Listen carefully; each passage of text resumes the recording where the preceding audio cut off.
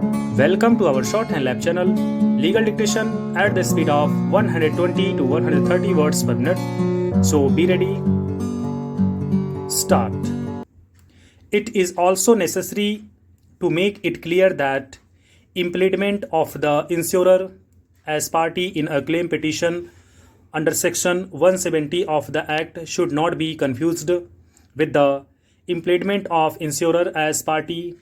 under section 149(2) of the said Act. The impleadment of insurer in the claim petition under section 149(2) of the Act is made only for limited purpose and meant to enable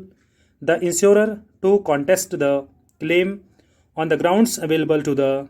insurer under said section, whereas the impleadment of insurer as party in the claim petition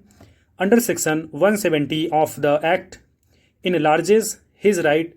to contest the claim petition on merits also, besides the defenses available to the insurer under section 149(2) of the said Act. Virtually, the impleadment of insurer under section 170 of the Act is grant of permission by the claims tribunal to the insurer to contest the claim petition on merits. Therefore, the expression impleadment of insurer as party in the claim petition implied under both the sections should be understood in context of which it has been used in respective sections. So far as the necessity of recording the reasons by the claims tribunal is concerned, in Anup Singh's case, supra, it was held that an insurance company can be permitted to contest the proceedings on merits only if the conditions precedent mentioned in section 170 of the Act are found to be satisfied, and for that purpose insurance company has to obtain an order in writing from the tribunal, and which should be a reasoned order by the tribunal. It was further held that failure to record the reasons by tribunal while allowing the application of insurance company under section 170 of the Act is not fatal, for the reason that insurance company was not found to be prejudiced on account of omission to record reasons by claims tribunal while permitting the insurer to contest the claim on merits. In the said case, owner cum driver did not file written statement in the claim petition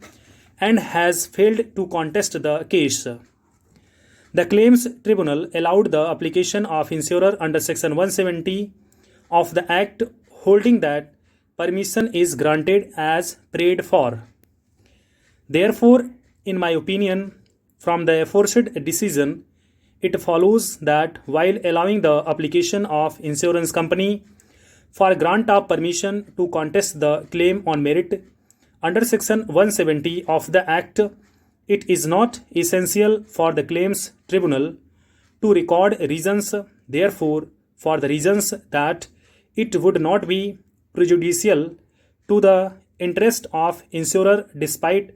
clear mandate of section 170 of the Act for recording the reasons. However, the tribunal is certainly bound to record the reasons